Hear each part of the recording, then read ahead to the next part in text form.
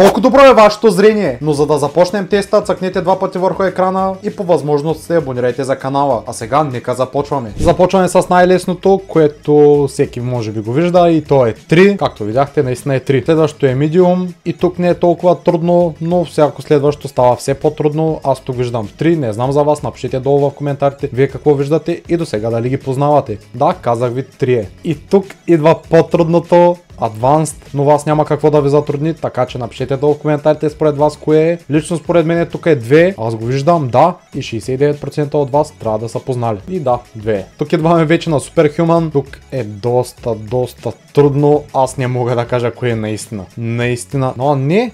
7? Мисля, че е 7. Напишете долу в коментарите дали е 7. И познах, yes! Let's go! Мале, виждам, братле, виждам. И тук идваме вече на Impossible нивото, което оставям на вас, като напишете кое е долу в коментарите. А сега абонирайте се за канала,